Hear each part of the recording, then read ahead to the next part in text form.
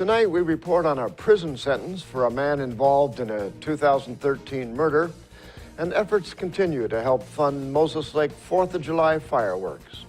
What's happening in sports, Bob? Thanks, Alan. Quincy boys soccer looks to make an impact at the 2A level this year, and the Mariners shut out the A's. Here's a glance at our Weather Center forecast. Oh, we're sliding through the last full night of winter. Spring starts tomorrow afternoon. That means spring showers are on the forecast too. Details coming on up. I'm Alan Troop, and we have all this and much more on iFIBER 1 News. From the iFIBER 1 HD studio here in the heart of the Columbia Basin, this is iFIBER 1 News. Your #1 source for local news, sports headlines, and our very own Weather Center forecast covering the entire Columbia Basin. This is iFIBER 1 News, and it starts now.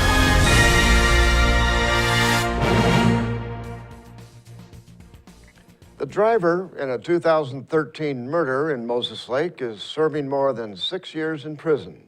Alejandro Manzo, a 19-year-old Moses Lake man, pleaded guilty in Grant County Superior Court to rendering criminal assistance in the first degree and 2 counts of drive-by shooting. Grant County Superior Court Judge Evan Spurline sentenced Manzo to 6 years and 5 months in prison. The alleged shooter, Anthony Vasquez, a 25-year-old Moses Lake man, remains charged in Grant County Superior Court for the murder. Vasquez and Manzo allegedly went to the airport grocery mart on Patton Boulevard in September 2013. Vasquez allegedly got out of the pickup truck and shot 22-year-old Juan Garcia, who had come to the grocery store with his girlfriend and her child to buy cigarettes. The murder was the end of an alleged conflict between the suspect and the victim, who were members of rival gangs. The Soap Lake City Council appointed a new council member Wednesday night to replace John Hillman, who resigned in February.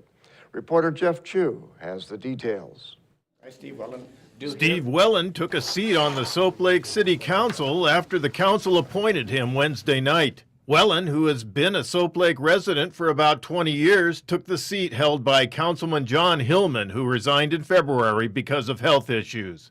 Hillman was in his 3rd term on the council. Soap Lake Council members heard Wellen and another candidate, Judith Tremaine, before voting 3-2 to appoint Wellen. Council members Kat Sanderson, John Glasgow, and Joanne Rushton voted for Wellen.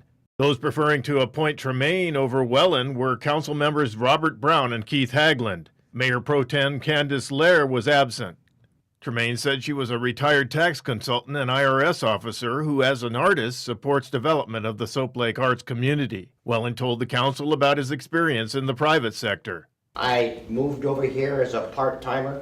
I had a company called Royal Pacific Seafoods for years and years, wholesale and distributor.